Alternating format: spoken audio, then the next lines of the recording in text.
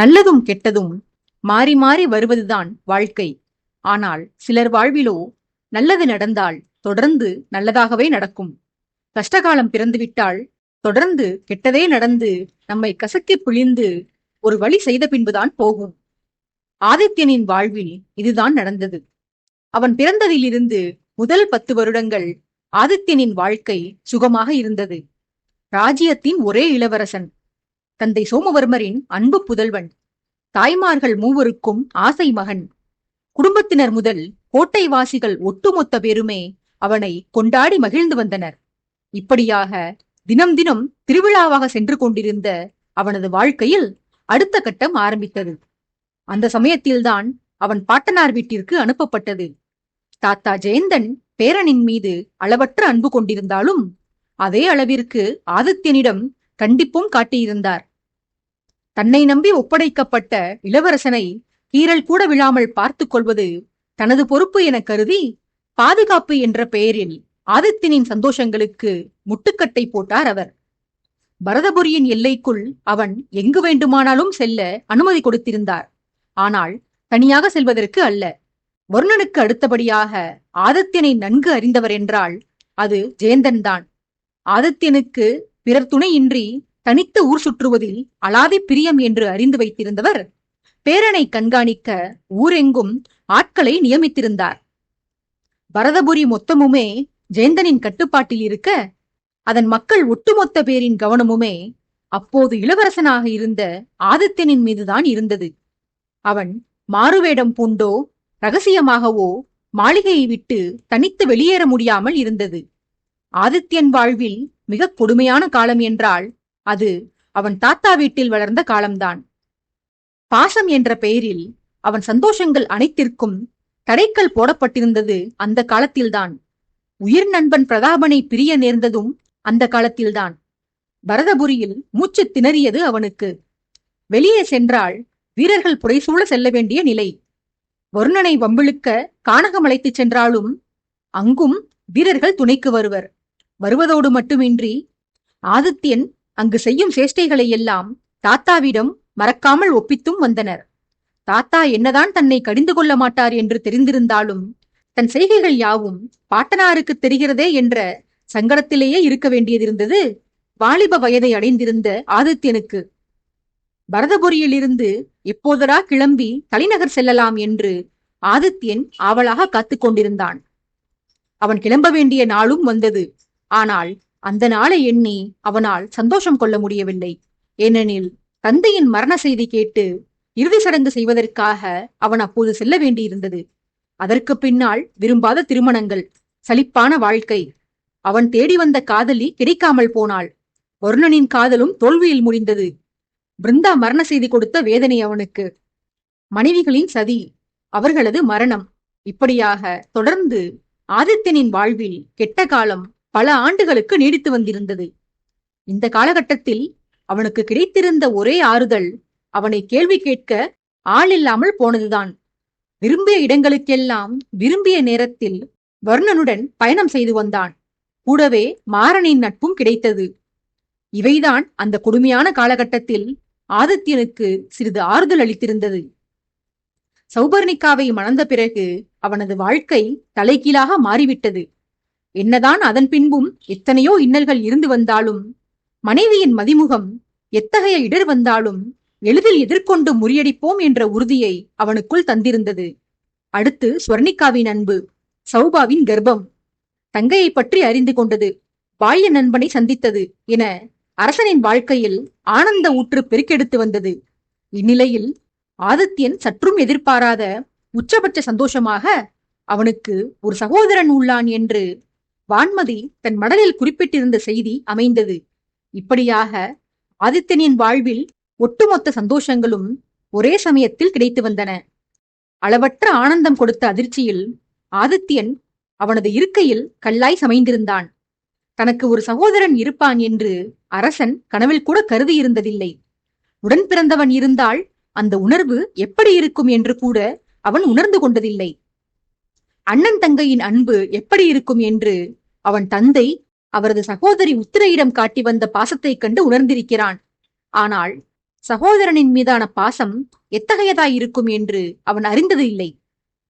சந்திரபுரியின் முன்னாள் மன்னனான சுதாகரன் அவன் தம்பி தாமோதரனின் மீது காட்டி வந்த அன்பை அரசன் கண்டிருக்கிறான் தான்.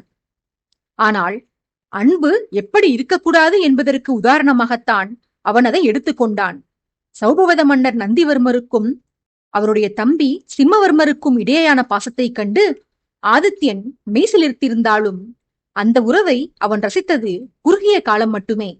ஆகையால் உடன் பிறந்தவனுடனான உணர்வும் உறவும் பற்றி ஆதித்யன் அறிந்திருக்கவில்லை. இப்போது சகோதரன் உள்ளான் என்று தெரிந்த பின்னால் அரசனுக்குள் உண்டான உணர்வு அவன் வாழ்நாளில் இதுவரை அனுபவித்திராத ஒன்றாகவே இருந்தது. ஆதித்யன் படித்துவிட்டு பாதியில் நிறுத்திய விஷயத்தை அதற்கு மேல் பிரதாபன் படிக்க கேட்டு செவியில் விழுந்த அந்த தகவல்களால் பேச்சிழந்து செயலிழந்து அமர்ந்து விட்டான். இப்படி அவன் தன்னை மறந்து நின்றது அவன் வாழ்வில் இது 3வது முறை. சௌபாவை முதன்முறையாக சௌபவத நாட்டில் கண்டபோது அவளது அழகில் மயங்கி இப்படித்தான் அசைவற்று நின்றிருந்தான் ஆதித்யன். அடுத்ததாக அகல்யாவை ஒரு சிற்றூரில் முதன்முறையாக கண்டபோது அரசனின் மனம் இலகி தன்னுடைய மகளையே தான் கண்டுவிட்டதாக ஒரு உணர்வு ஏற்பட்டு அந்த உணர்வு கொடுத்த சுகத்தால் செயலற்று நின்றிருந்தான் அரசன்.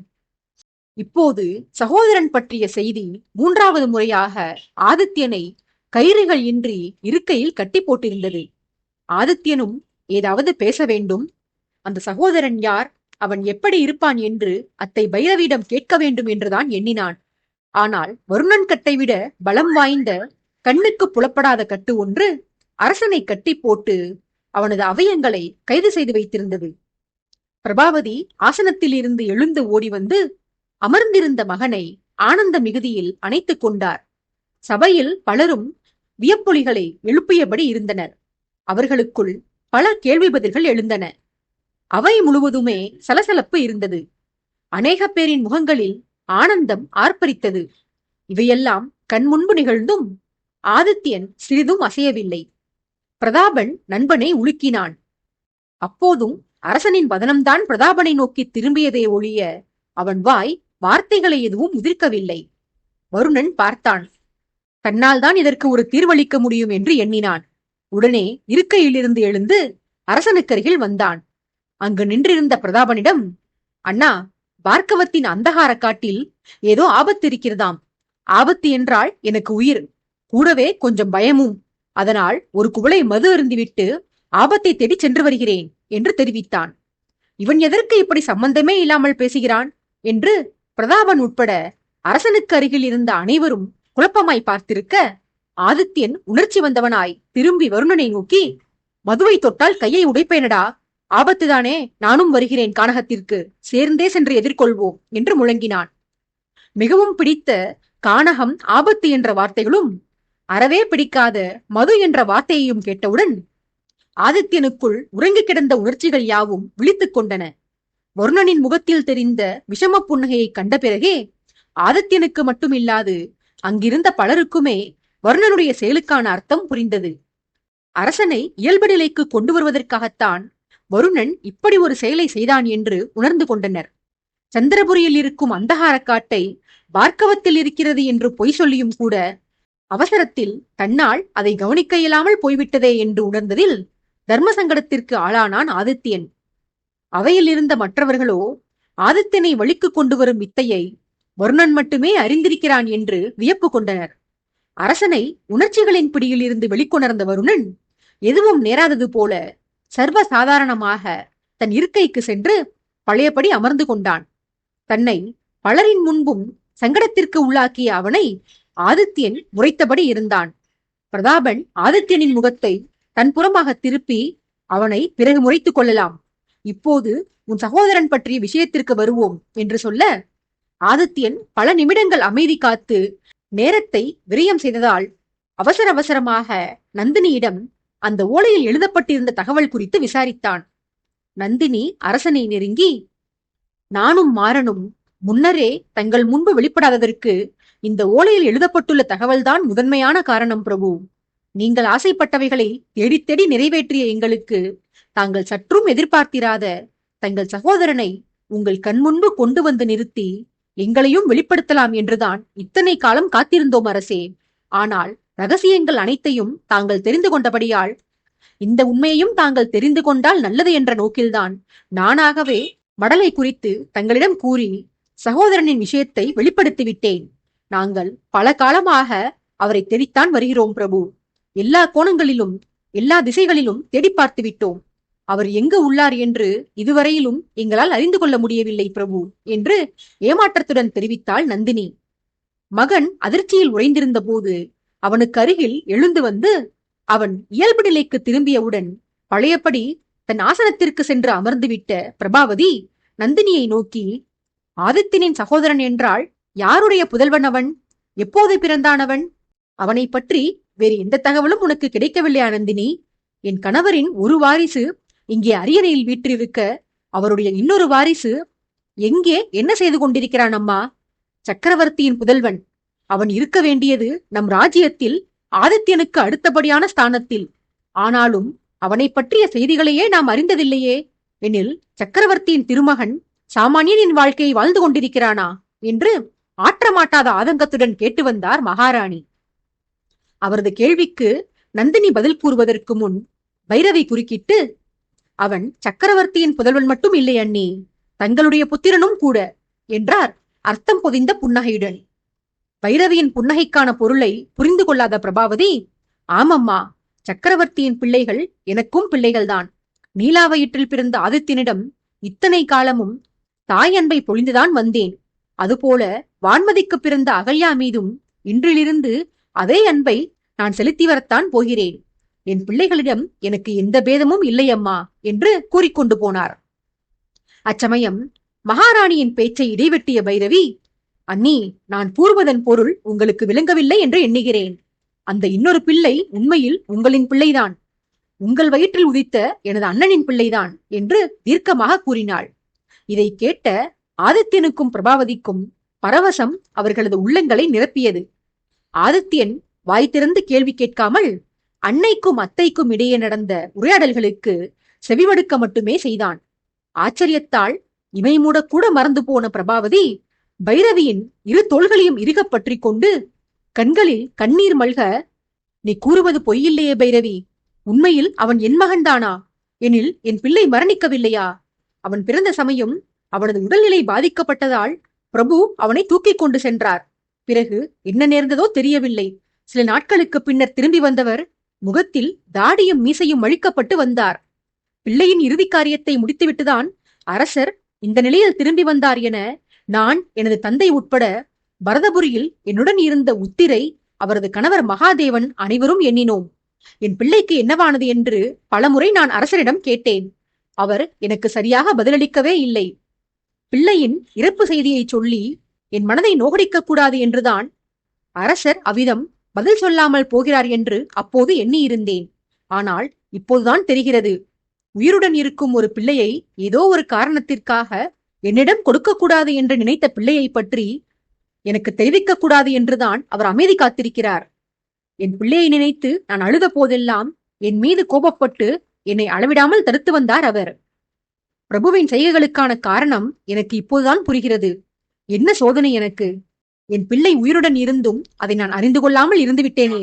அவன் எங்கே இருப்பானோ, இந்நேரம் எப்படி தவிக்கிறானோ? நான் செய்த பாவங்கள் என் மகனை சென்று சேர்ந்து விட்டதே என்று வேதனையில் கண்ணீர் வடித்தார் மகாராணி.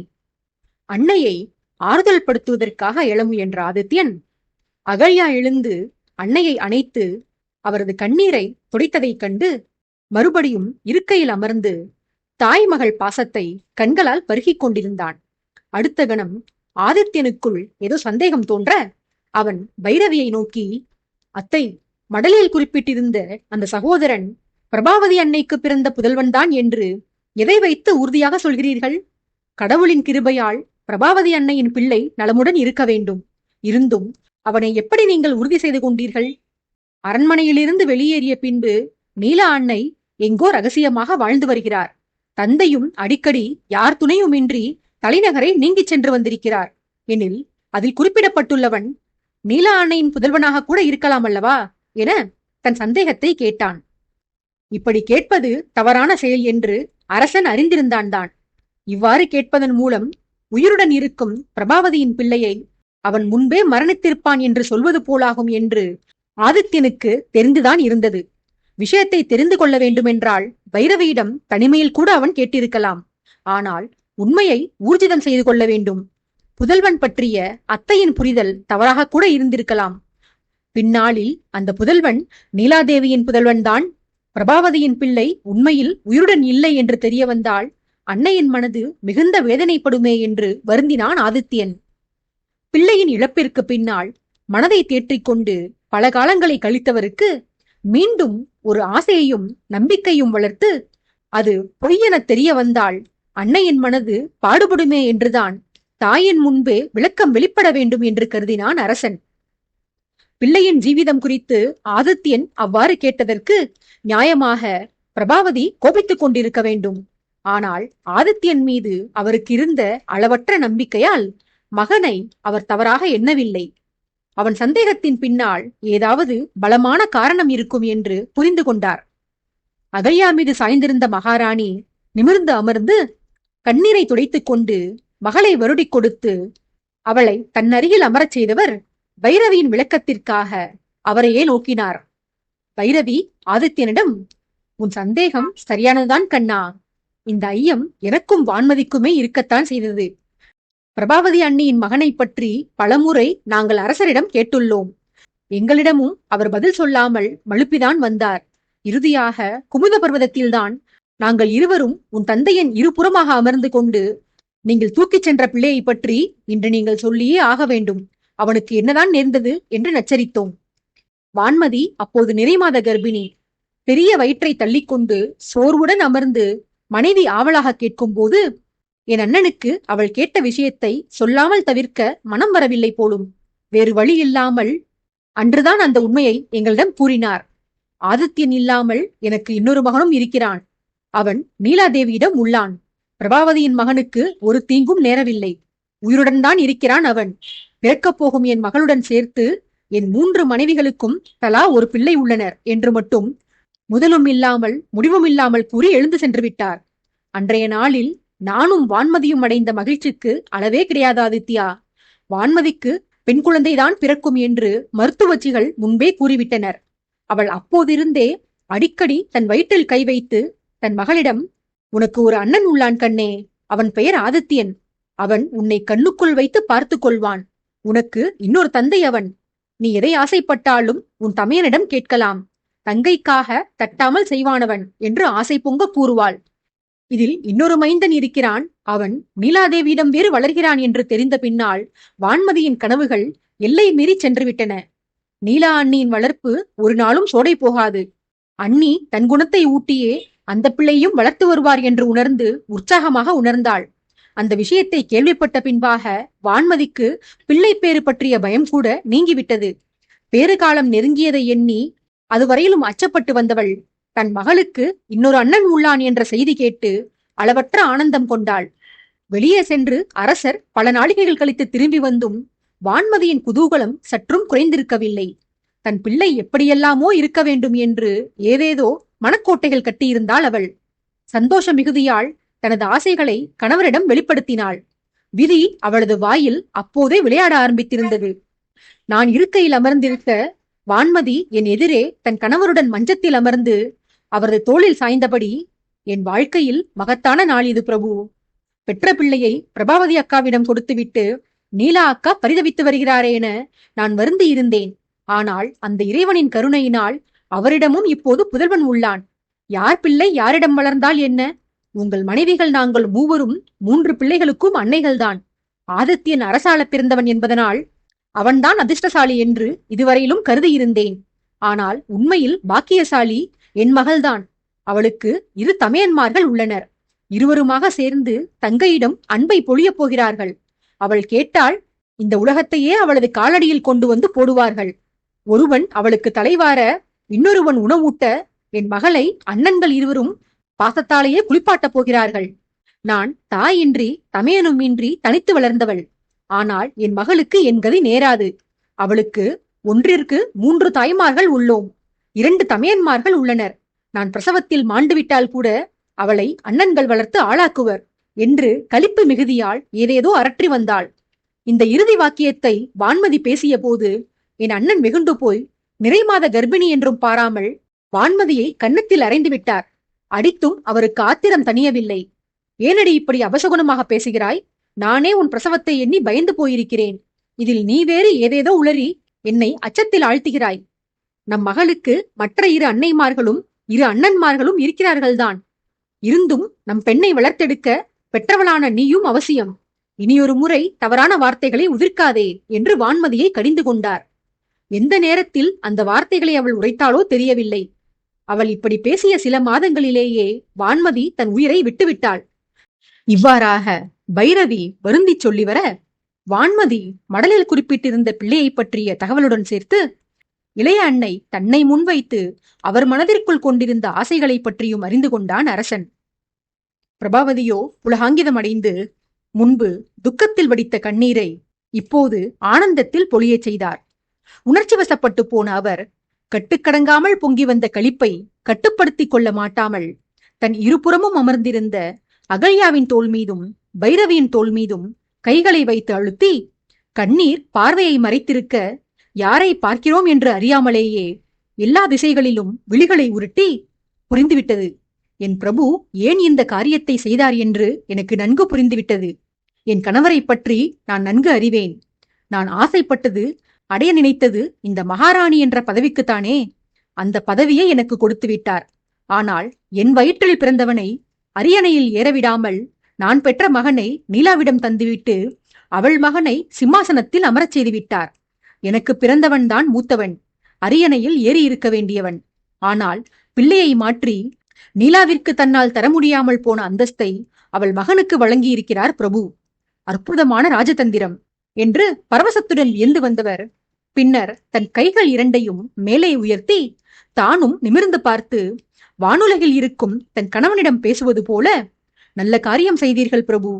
எங்கே என் பாவமெல்லாம் தீராமலேயே நான் உயிரை விட்டு விடுவேனோ என்று வருந்திக் கொண்டிருந்தேன். அதிகாரத்திற்கும் அந்தஸ்திற்கும் ஆசைப்பட்டு அடுத்தவரை அவமதித்து வந்தேன். ஆனால் தாங்கள் இப்படி ஒரு தண்டனையை எனக்கு வழங்கி என்னை பாவத்தின் பிடியிலிருந்து மீட்டுவிட்டீர்கள் பிரபு. இந்த தண்டனை எனக்கு கிடைத்திராவிட்டால் நான் மரணத்திற்கு பிறகு நரகத்திற்கு சென்று அங்கு கிடைக்கும் சித்திரவதைகளால் வேதனையில் உழன்றிருப்பேன். போதாக்குறைக்கு செய்த பாவத்தை தீர்த்து கொள்ள முடியாமல் அமைதியற்ற ஆன்மாவாக அலைந்திருப்பேன். இப்படி ஒரு சுகமான தண்டனை யாருக்காவது கிடைக்குமா? நீங்கள் கருணை கடல்தான் பிரபு. நான் நம் குடும்பத்தினருக்கு செய்த கொடுமைகளுக்காக நாடு கடத்தப்பட்டிருக்க வேண்டியவள். உண்ண உணவின்றி உறைய வாழ்விடம் இன்றி அனாதையாக திரிந்திருக்க வேண்டியவள். ஆனால் தாங்களோ தங்கள் ஒப்பற்ற கருணையால் எனக்கு என் ஆதித்யனின் மன சிம்மாசனத்தில் அமர இடம் கொடுத்து அவனுடன் அமர்ந்து ராஜ உணவையே உண்ணும் பாக்கியத்தை கொடுத்திருக்கிறீர்கள். இத்தனை நாளும் நான் குற்ற உணர்ச்சியிலேயே புழுங்கி தவித்து வந்திருந்தேன் அரசே என்று மேற்கூரையை சொர்க்கத்தின் வாயிலாக கருதி மோட்டுவலையை பார்த்து புலம்பி வந்தவர் பின்னர் பார்வையை தரையில் பதித்து சோகம் மேலிட, நீலாவை தரிசித்து அவள் பாதங்களில் விழுந்து மன்றாடி அவளிடம் மன்னிப்பு பெற்ற பின்னரே என் பிராணனை விட வேண்டும் என்று உயிரை கையில் பிடித்து காத்து கொண்டிருந்தேன். அதற்காகவே அடிக்கடி அமரனிடமும் சுசீலாவிடமும் நீலாவின் இருப்பிடம் பற்றி கேட்டபடியே இருந்தேன். இந்த உண்மைகள் யாவும் அவர்களுக்கும் தெரிந்திருக்கும். எங்கே நான் நீலாவை சந்தித்து அவள் மூலமாக என் மகனை பற்றி அறிந்து கொண்டால் அவனை இந்த அரியணையில் அமர வைக்க வேண்டும் என்று அடம்பிடிப்பேனோ என்ற பயத்தினால்தான் நீலாவின் இருப்பிடம் குறித்த ரகசியத்தை என்னிடம் அவர்கள் வெளிப்படுத்தாமல் இருந்து வந்திருக்கின்றனர். அவர்கள் பயத்திலும் என்ன தவறு உள்ளது? அவர்களது எஜமானிக்கு நான் பல கொடுமைகளை செய்தவள்தானே.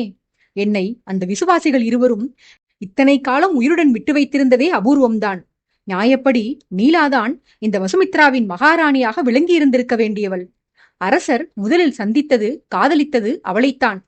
சந்தர்ப்பவசத்தாலும் தந்தையின் கட்டளையை மீற முடியாமலும் தான் பிரபு என்னை முதலில் மணந்து கொண்டார். நீலாவுடைய உரிமைகளை நான் அபகரித்துக் கொண்டதற்காக அவளது விசுவாசிகள் இருவரும் என்றோ என்னை கொன்று போட்டிருக்க வேண்டும். ஆதித்தபுரி அரண்மனையில் நான் வசிக்கும் அந்தப்புரத்தில் ஆட்களுக்கா பஞ்சம்?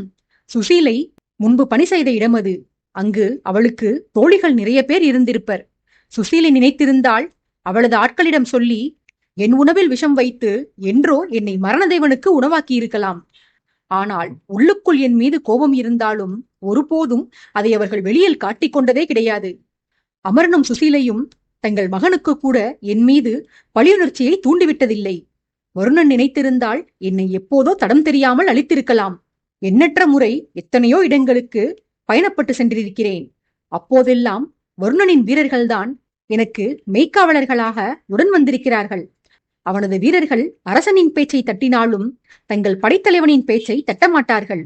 ஒரு தனித்த வனத்தில் என்னை கொடூரமாக கொன்று போட்டு உடலை மிருகங்களுக்கு இரையாக போட்டு நடந்தது விபத்துதான் என வருணன் சொல்லச் சொல்லியிருந்தால் அவனது வீரர்களும் அவன் உத்தரவை மீறி இருக்க மாட்டார்கள். ஆனால் வருணன் கூட என்னை பழிவாங்க எண்ணவில்லை. என் பாதத்தில் விழுந்த அவனுக்கு ஆசி வழங்க கூட யோசித்தவள் நான். இருப்பினும் பாதகி என்று அறிந்திருந்தும் என்னை இத்தனை காலமும் மன்னித்து விட்டிருந்தான் அவன். இன்று என் மகனை பகைத்துக் கொண்டிருக்கிறான் என நான் வருணன் மீது கோபம் கொள்வதா, அல்லது இத்தனை நாளும் என்னை வதைக்காமல் விட்டு வைத்தானே என்று அவனுக்கு நான் நன்றி சொல்வதா என்று புலம்பி வந்தவர் இப்போதும் நிமிர்ந்து யாரையுமே நோக்கவில்லை. தரையில் பார்வையை ஊன்றியபடியேதான் தன்னை மறந்து புலம்பி வந்தார். வருணன் தனது இருக்கையிலிருந்து எழுந்து கைகள் இரண்டையும் கூப்பிக்கொண்டு, ராஜ குடும்பத்தினரை வதைக்க கனவில் கூட எண்ண மாட்டேன் தேவி. நான் என்னால் மட்டுமல்ல, என் பெற்றோராலும் முடியாது. என் பெற்றோருக்கு அரச குடும்பத்தினர் மீது ஏதோ ஒருவித மனக்கசப்பு இருந்து வந்தது என்று நான் உணர்ந்திருக்கிறேன். அது என்னவென்று பலமுறை அவர்களை நான் கேட்டும் இருந்திருக்கிறேன். ஆனால் அது குறித்து என் பெற்றோர் என்னிடம் எதையும் தெரிவித்ததில்லை தேவி. சிறு வயதிலிருந்தே பிரபு மீது பிரியமாக இருக்க வேண்டும், அவரை விட்டு ஒருபோதும் நீங்கக்கூடாது என்று மட்டுமே எனக்கு தீவிரமாக அறிவுறுத்தி வந்தார்களே தவிர அவர்களது அறிவுரைக்கு காரணம் என்ன என்று என்னிடம் கூறியதில்லை. சமீபத்தில்தான் காரணத்தை நான் தெரிந்து கொண்டேன். அவர்களுடைய எஜமானியான அரசியார் நீலாதேவியின் புதல்வனுக்கு நான் விசுவாசியாக இருக்க வேண்டும் என்றுதான் என் பெற்றோர் விரும்பியிருக்கிறார்கள் என்று அரசர் பிரதாபன் அண்ணாவிடம் உரையாடிய போதுதான் அறிந்து கொண்டேன்.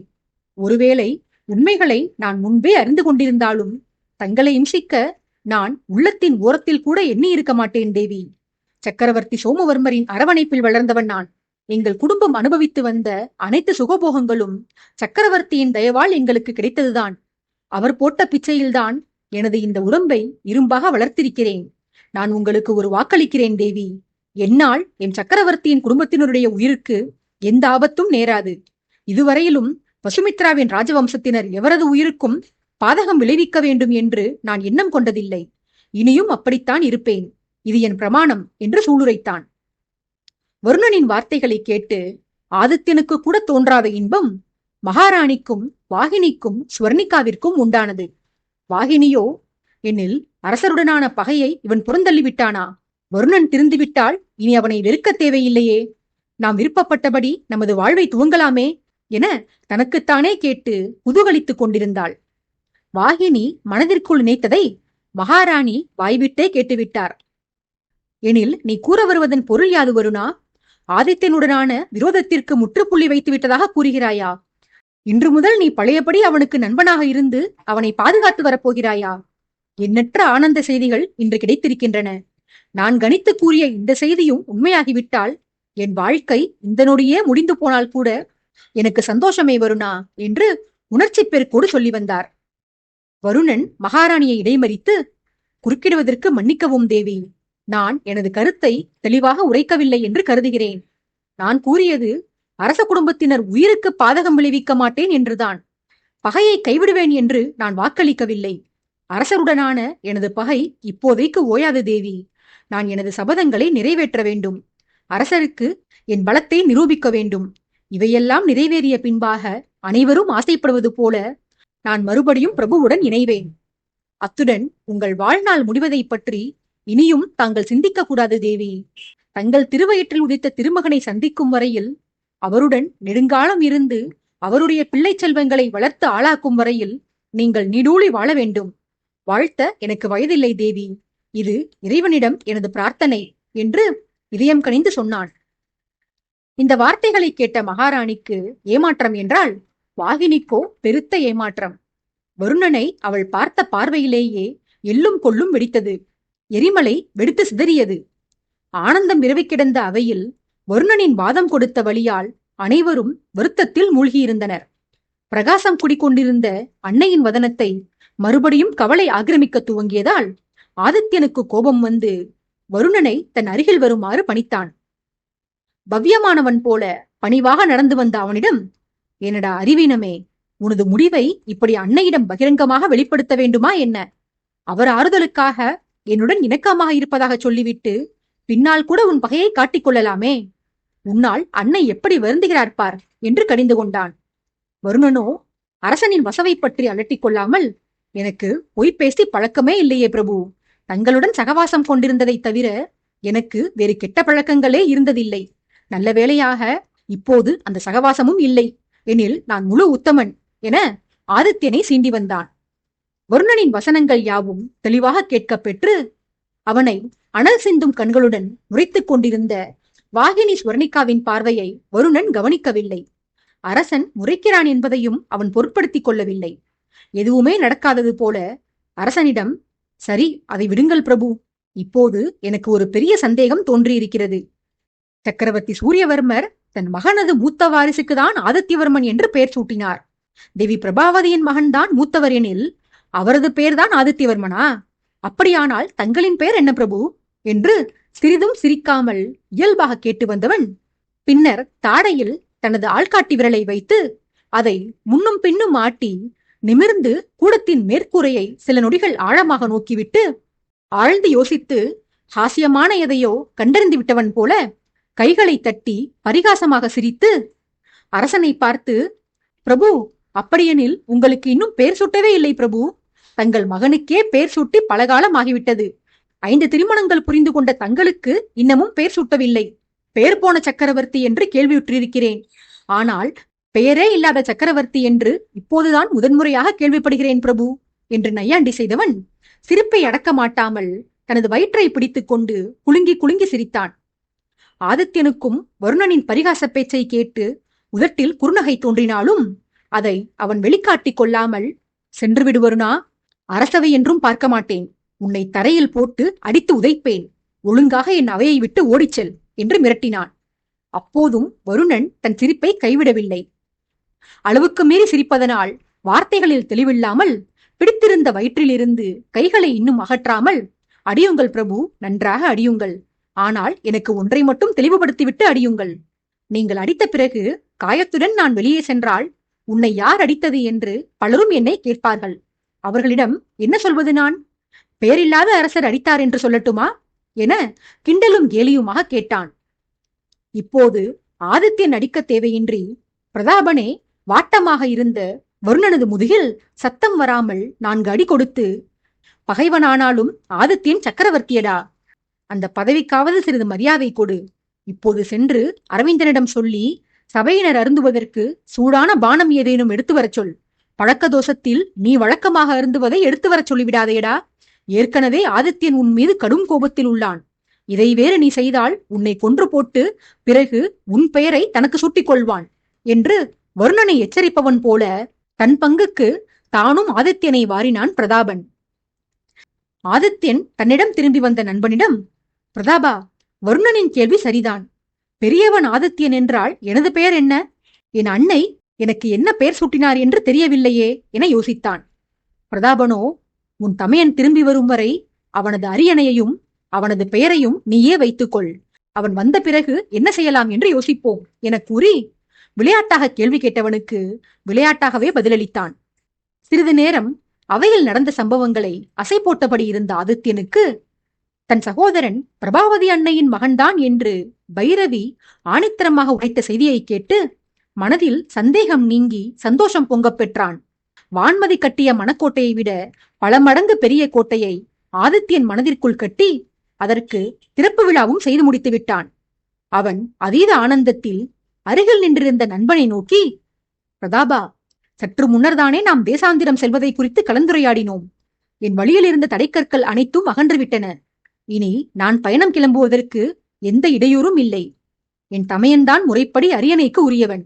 அவனை கண்டுபிடித்து அழைத்து வந்து என் சிரத்தில் உறுத்தி கொண்டிருக்கும் இந்த மணிமுடியை கழற்றி அவன் தலையில் சுட்டிவிட்டு நான் சுதந்திரம் பெற்று விடுவேன். இந்த அரவிந்தனை பார்த்து பல நாட்களாக நான் ஏங்கி இருக்கிறேனடா. அவனும் இளவரசன்தான். ஆனால் இளையவனாக பிறந்தபடியால் மூத்தவன் பார்த்து கொள்வான் என்ற நிம்மதியில் அரியணை அரசு பொறுப்பு என்று எந்த கவலைகளும் இல்லாமல் வாழ்ந்து வந்திருக்கிறான்.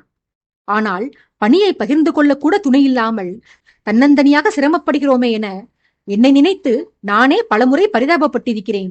இனி நான் அப்படி வருந்த தேவையே இல்லை. என் பணிகளுடன் சேர்த்து இளையவன் என்னையும் பார்த்து கொள்ள என் அண்ணன் இருக்கிறான். அவன் வசுமித்ராவை கவனித்துக் கொள்ளட்டும். நான் உன்னுடன் இணைந்து கடலில் பயணம் செய்து தொடுவானத்தை தொட்டுவிட்டு வருகிறேன் என உள்ளக்களிப்பை கொட்டி வந்தான் ஆதித்யன். அளவு கடந்த ஆனந்தத்தில் ஆரவாரித்துக் கொண்டிருந்த நண்பனை பிரதாபன் ஆசுவாசப்படுத்தி, சற்று பொறாடா, உன் உற்சாகத்தை கட்டுக்குள் கொண்டு வா.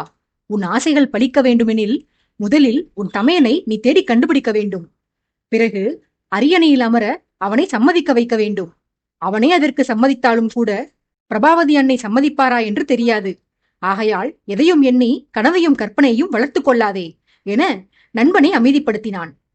பிரதாபன் உரைத்த நிதர்சனத்தை கேட்ட பின்னால், கனவெல்லாம் கலைந்து விடுமோ, கட்டிய கனவு கோட்டைகள் யாவும் தகர்ந்து விடுமோ என்று கவலையில் ஆழ்ந்தான் ஆதித்யன்.